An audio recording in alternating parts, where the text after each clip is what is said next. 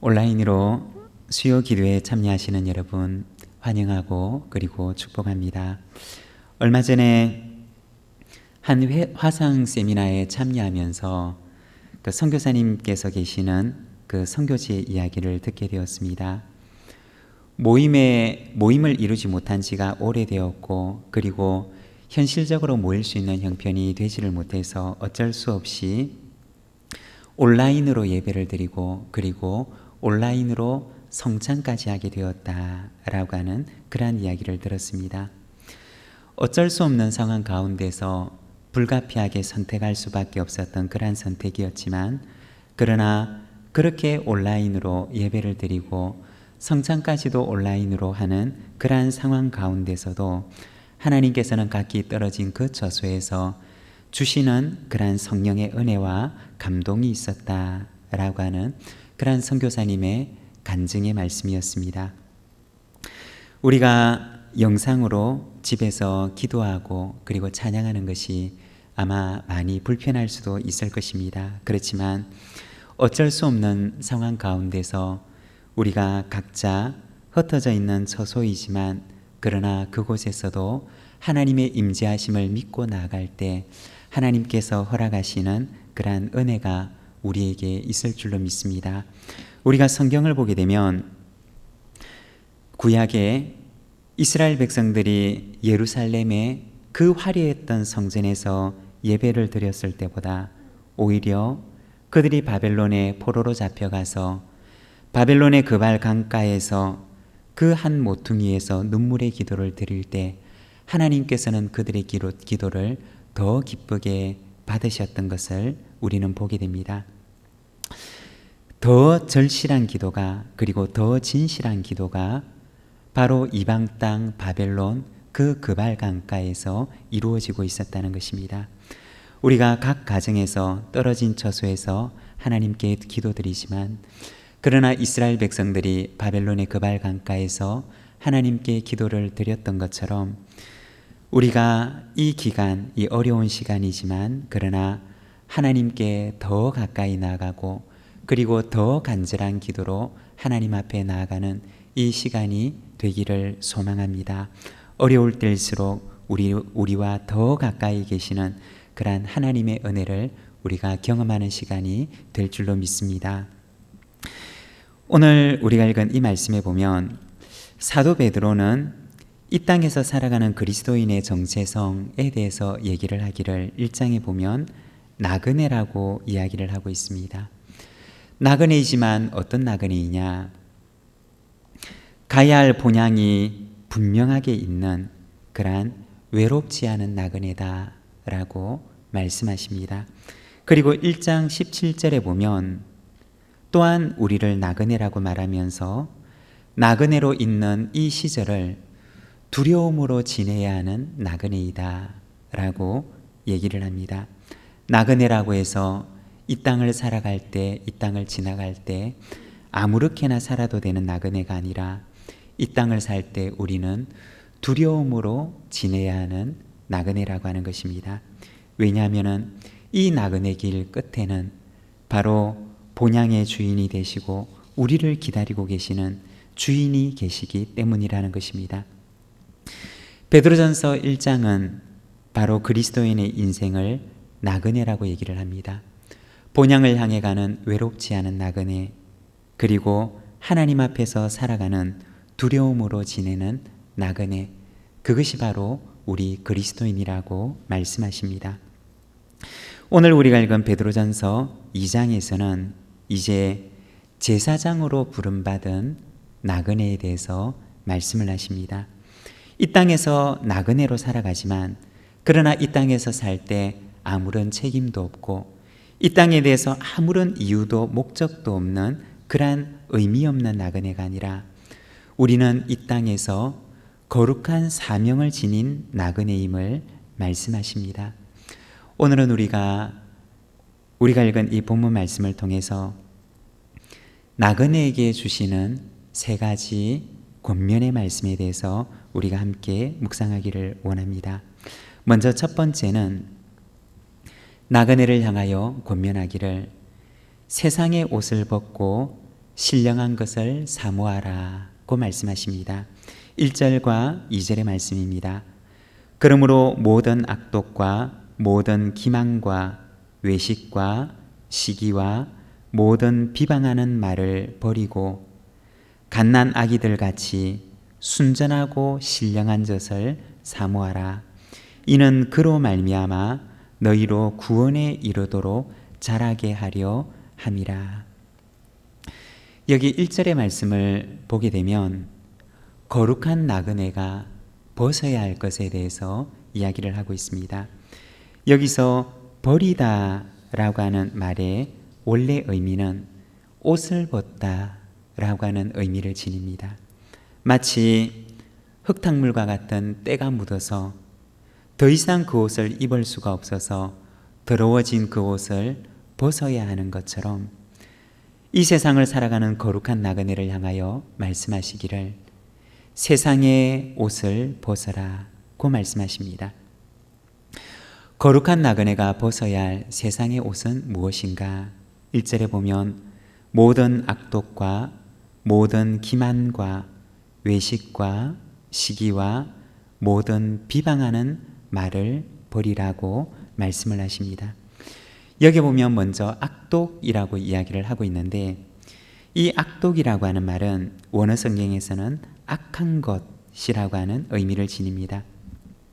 이것은 단순히 윤리적으로 아주 옳지 못한 것, 윤리적으로 악한 것을 말하는 것이 아니라 여기서 악하다라고 하는 것은 하나님을 떠난 것을 말하는 것입니다. 우리가 성경을 보게 되면 인간의 타락에 대해서 얘기를 하고 그리고 인간의 부패함을 다루는 이야기들이 많이 등장하게 되는데 그런데 성경에 나오는 그 부패함의 그 뿌리를 찾아 들어가면 그 뿌리 속에는 무엇이 있느냐?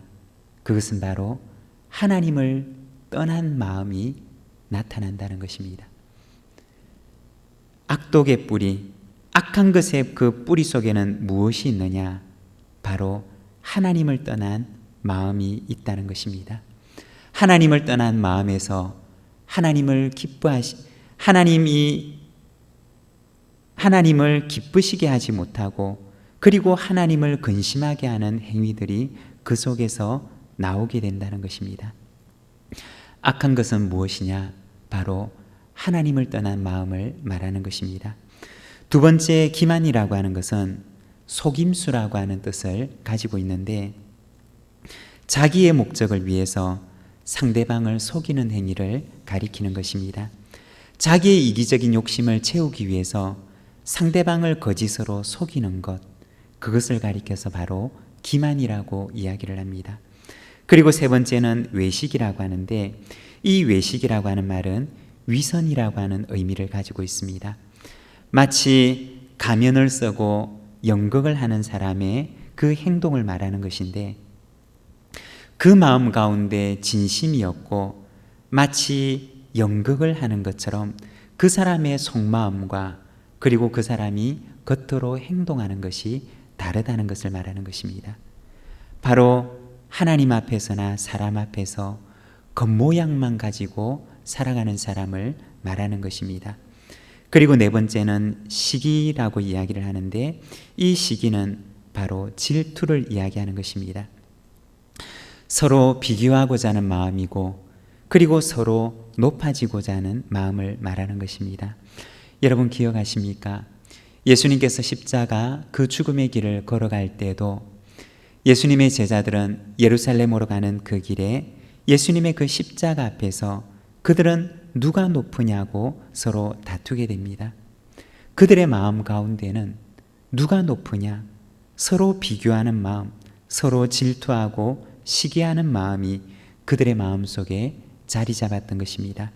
그리고 마지막 다섯 번째는 비방이라고 이야기를 합니다.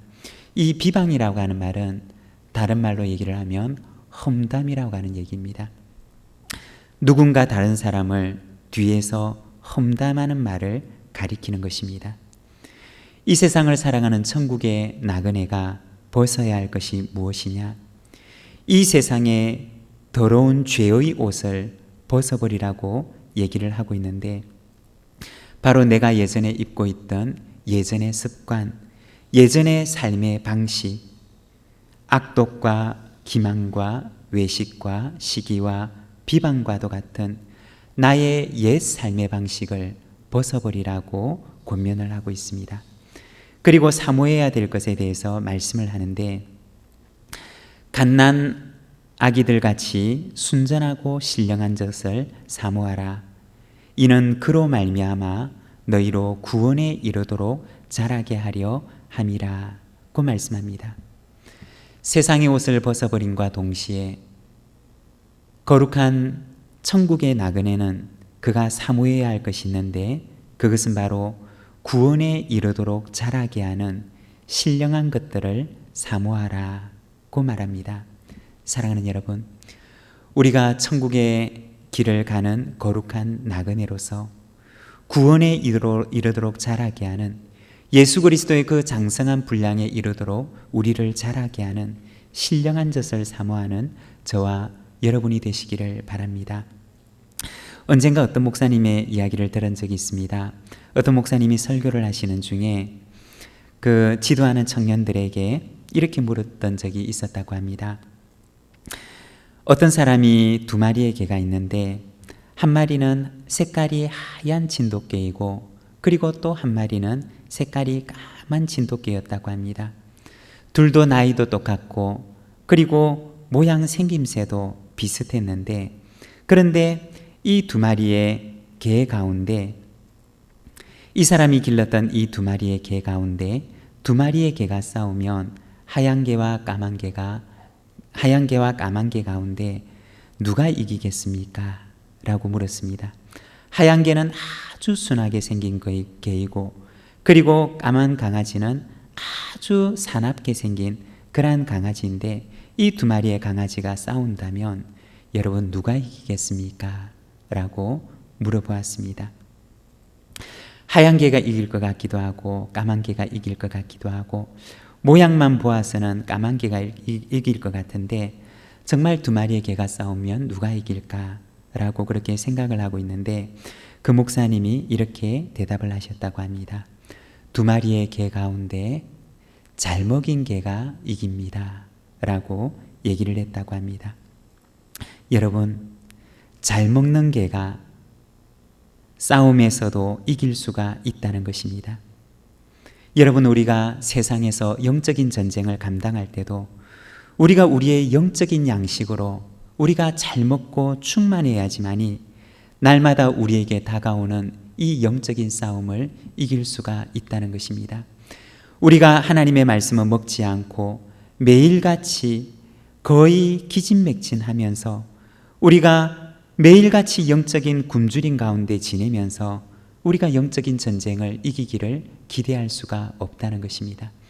만일에 우리가 우리에게 다가오는 이 세상에서의 영적인 전쟁에서 승리하려면 우리가 날마다 우리에게 주시는 매일의 만나를 충실하게 먹으며 우리가 세상에서 싸우는 이 영적 전쟁을 준비하는 자가 되어야 된다는 것입니다.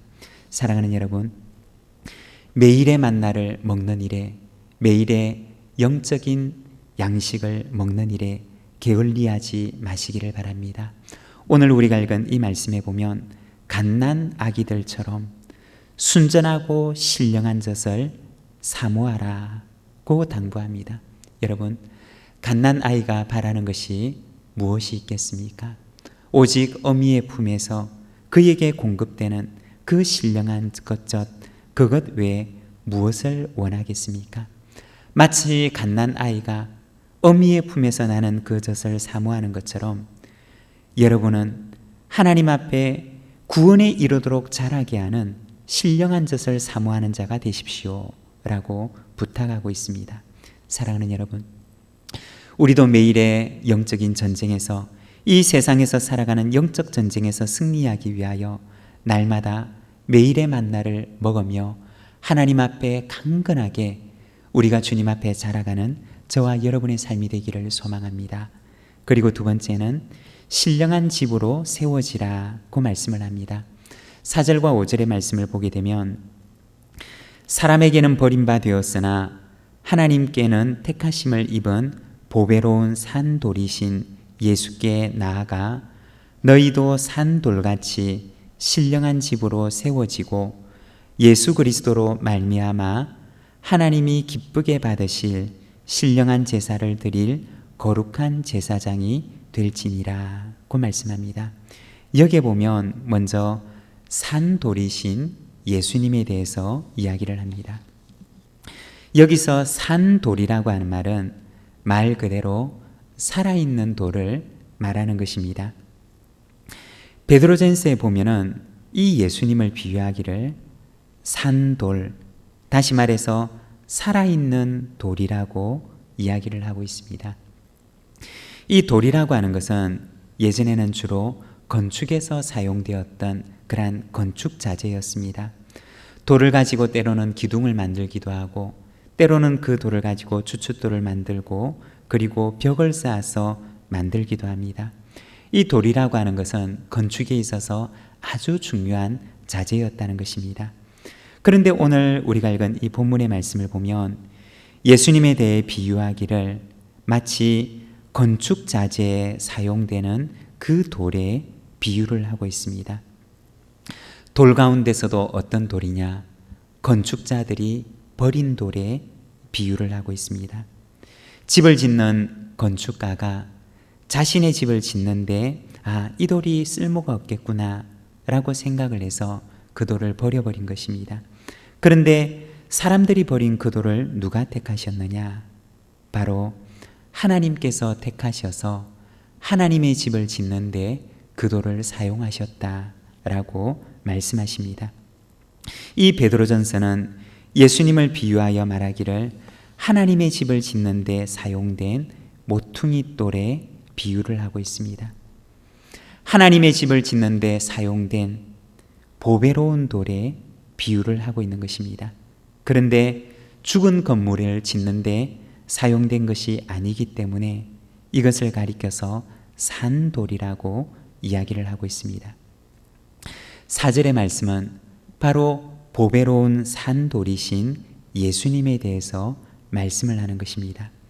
그런데 5절의 말씀을 보면 또 하나의 돌에 대해서 이야기를 합니다. 또 하나의 산돌에 대해서 이야기를 하는데 5절의 말씀을 보게 되면 너희도 산돌같이 신령한 집으로 세워지고 라고 말씀합니다. 너희도 그리스도처럼 산돌과 같이 신령한 집으로 세워지라고 이야기를 하고 있는 것입니다. 예수님께서 하나님의 집을 세우는데 쓰임을 받는 산돌이 되셨던 것처럼 여러분도 하나님의 집을 세우는데 하나의 산돌이 되십시오 라고 얘기를 하는 것입니다. 집을 짓는 데는 여러 돌들이 필요합니다. 모양도 다르고 크기도 다르지만 그러나 이 모든 돌들이 모여서 하나의 집을 이루게 되는 것입니다.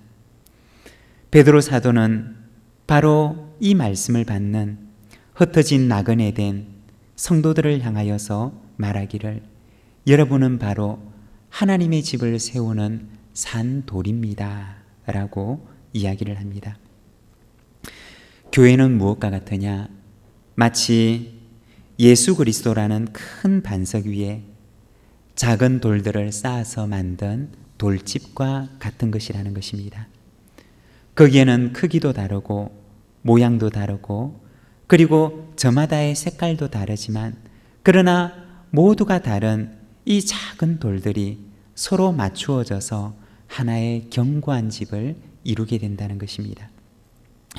몇 해 전에 우리나라 한 지역에 큰 지진이 왔던 적이 있었습니다. 그런데 그 지진이 왔을 때 이런 내용의 기사가 보도된 적이 있었습니다. 지진으로 인해서 현대식 건물들이 오래된 전통집들보다 더 많은 피해를 입게 되었다라고 하는 것입니다. 그 내용을 보게 되면 옛날의 전통적인 건축 기법을 보게 되면 오늘날의 건물을 짓는 방법들과는 달리 예전에는 서로 다른 모양의 돌들에 그 모양들을 그대로 살린 채 그 모양을 유지하면서 이것을 서로 끼워 맞추어서 이 건물이 지탱될 수 있도록 그렇게 만들었다는 것입니다. 이러한 건축공법을 바로 그랭이 기법이라고 얘기를 한다고 합니다. 그들은 성을 쌓을 때도 그들의 모양을 그대로 살려서 성을 쌓았고, 건축물의 기초를 놓을 때도 그 돌들의 모양을 그대로 살리면서 서로 다른 돌들의 모양을 이렇게 함께 어우러지도록 조화를 이루게 해서 그렇게 그들은 건물을 짓고 또는 성을 쌓고 벽을 쌓기도 했다는 것입니다. 그런데 이렇게 서로 다른 모양의 돌들, 서로 다른 크기의 돌들이 그 커다란 지진을, 그 오랜 세월을 견딜 수 있게끔 했던 힘이 되었다라고 하는 그러한 내용의 기사를 보게 되었습니다. 교회는 무엇과 같습니까? 교회는 마치 예수 그리스도라고 하는 큰 반석 위에 크고 작은 다양한 돌들이 모여서 서로 그 모양을 맞추면서 이루어 놓은 그러한 집과 같은 것입니다. 그 집을 이루고 있는 작은 돌들은 크기도 다르고 모양도 다르지만 그러나 모두가 다 하나가 되어서 하나님의 집을 더 견고히 세워나가는데 쓰임을 받게 된다는 것입니다. 사랑하는 여러분, 우리는 하나님의 집의 작은 돌들입니다. 하나님의 집을 세워나가는 작은 돌들입니다. 우리 가운데는 큰 돌도 있고 작은 돌도 있을 수가 있습니다. 세모난 돌도 있고 네모난 돌도 있을 수가 있습니다.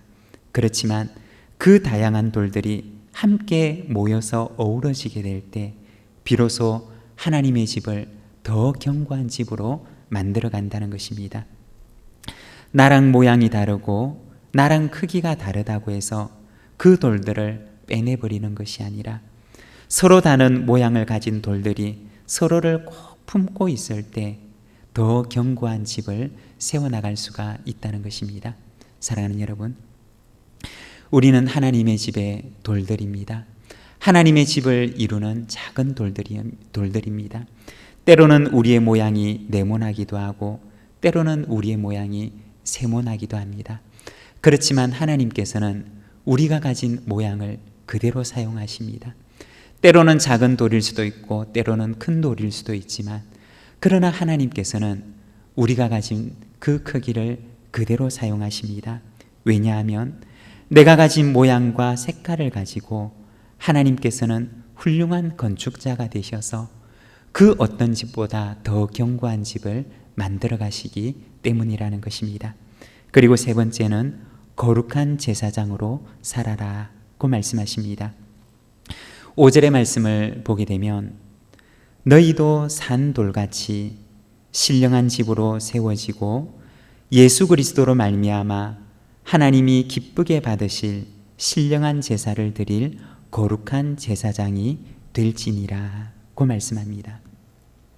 오늘 본문의 말씀을 보게 되면 이 땅을 사랑하는 나그네를 향하여 말씀하시기를 너희는 이 땅을 살아갈 때 거룩한 제사장으로 부름을 받은 나그네라고 말씀하십니다. 아무런 사명도 없고 아무런 목적도 없고 이 세상에서 아무런 이유도 없이 살아가는 나그네가 아니라 우리는 하나님 앞에 거룩한 제사장의 사명을 받은 나그네임을 말씀하십니다. 제사장에게는 어떤 사명이 있습니까? 제사장에게는 먼저 하나님의 말씀을 선포할 사명이 있습니다. 하나님의 백성들에게 하나님의 뜻을 선포하고 하나님의 성품을 말해주며 이 세상 가운데 하나님께서 어떤 일을 행하셨는지 하나님의 사역을 세상 가운데 선포하는 사명, 그것이 바로 제사장의 사명입니다. 제사장에게는 어떤 사명이 있습니까? 제사장에게는 이 세상 가운데 하나님의 말씀을 보여주어야 하는, 그들의 삶을 통해서 하나님의 말씀에 순종하며 살아가는 것이 어떠한 삶인지를 보여주는 본의 사명을 지닌 자입니다.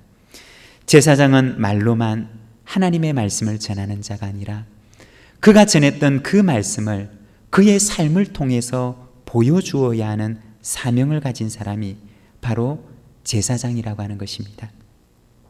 우리가 성경을 보게 되면 이스라엘 백성들이 타락을 하고 하나님을 떠나게 될 때 그 중심에는 무엇이 있느냐?